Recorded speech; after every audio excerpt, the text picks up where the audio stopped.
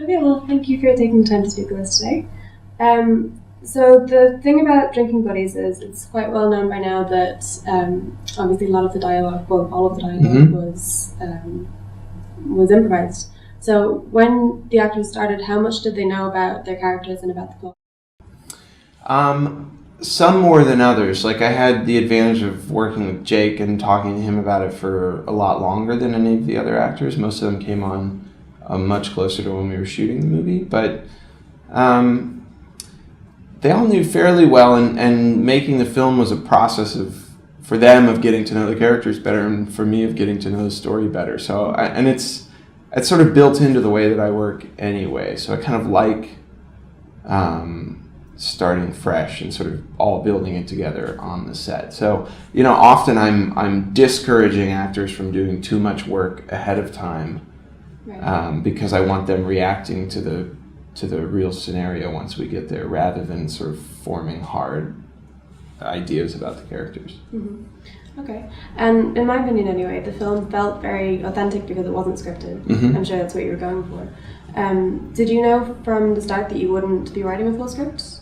I did, yeah. And how did you decide upon that? It's a way that I sort of accidentally started working that way. I came out of film school having made my own and worked on other people's scripted projects, and I just really felt the limitations with when you don't have a lot of money and you don't have a lot of people to help, of trying to translate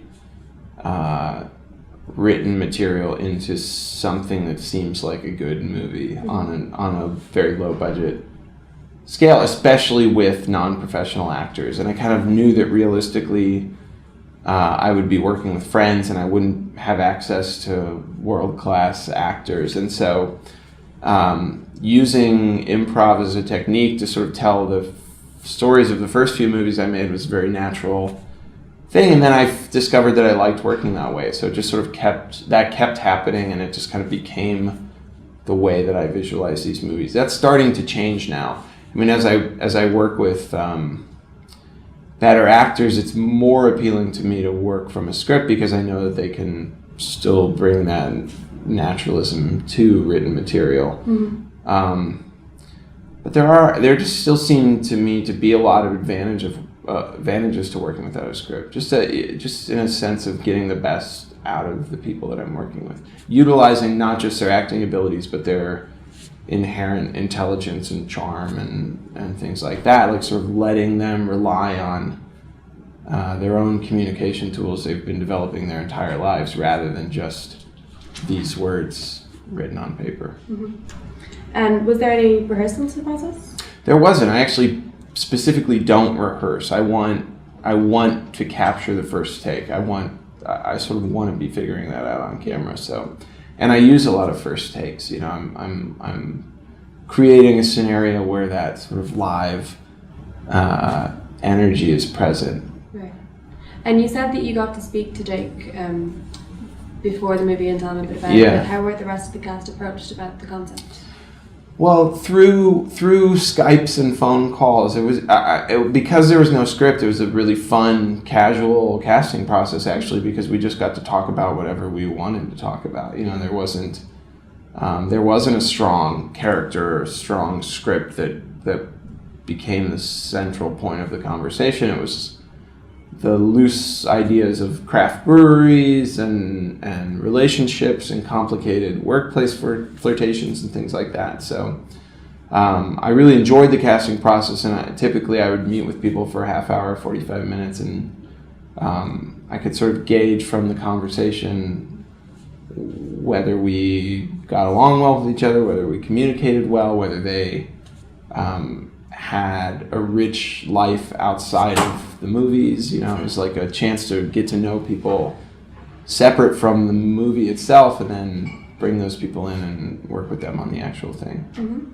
And you mentioned before that you brew at home and you support craft beer. Is that why you decided to set it in a brewery? It's a big reason. I also haven't seen many films set in a brewery, and I think it's a really beautiful location.